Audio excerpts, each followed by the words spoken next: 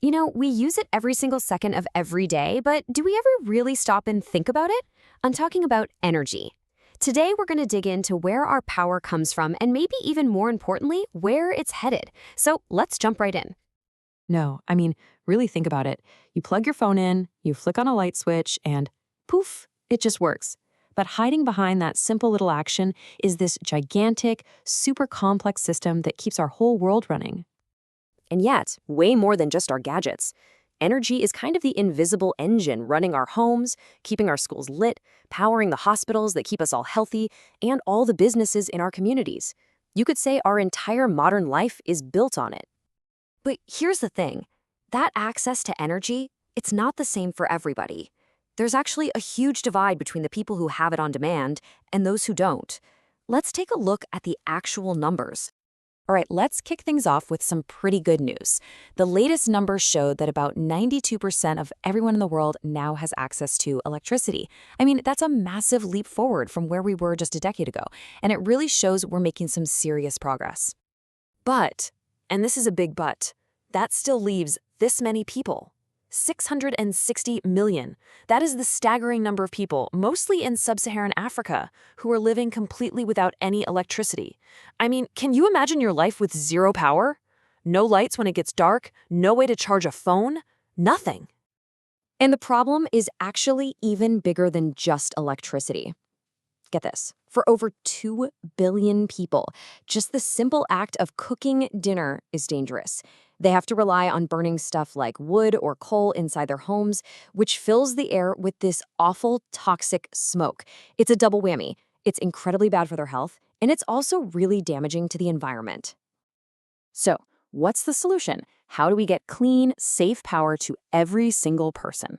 Well, the exciting thing is, a massive change is already underway all around us. We are right in the middle of a global shift over to green, renewable energy. Now, what I think is so cool about this is that renewables, things like solar and wind power, they aren't some tiny little idea for the future. They already make up 30% of all the electricity we generate on the entire planet. That is a huge slice of the pie. And believe me, it is growing faster every single year. And you know it's serious when you follow the money. The world is betting big on this green future. In just a single year, over $500 billion was invested into clean energy. That's just a mind-blowing amount of cash being poured into building a cleaner, better energy system for all of us. Okay, but all the money and all the cool new tech in the world, that's only part of the puzzle. The real engine for this change, it's people, it's knowledge, and, that's where you come in. I absolutely love this idea. Your school doesn't just have to be a place where you read about energy in a book. Think about it. It can become a living laboratory, a place where you can actually see energy in action. You can measure it, and you can even experiment with new ideas in the real world. So what can you do? Well, it all starts with just getting curious. Learn where your school's energy actually comes from. Maybe you could start a project to track how much energy everyone is using. Or even better, join a project to get clean energy for your community. These aren't just little assignments. These are your first steps into what is becoming an incredible, fast-growing green economy with tons of future jobs. All right, so we've got the technology, and we've got passionate people like you who are ready to make a difference. So what's next? What's the road ahead look like for building this shared energy future?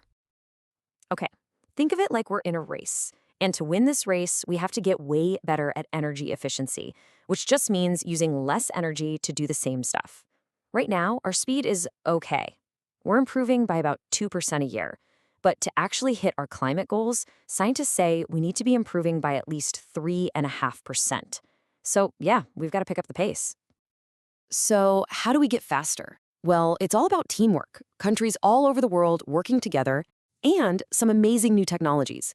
We're talking about things like green hydrogen, which is a super clean fuel made with renewable power, and building smarter grids that use computers to send electricity exactly where it's needed so we don't waste any. And all of this brings us right back to the most important question of all. And this one's for you. This whole energy transition, it isn't just something that's happening out there. It's something we are all creating right now together. Your ideas, your passion, your choices, they really, really matter. So take a second and think about it. How will you help power our future?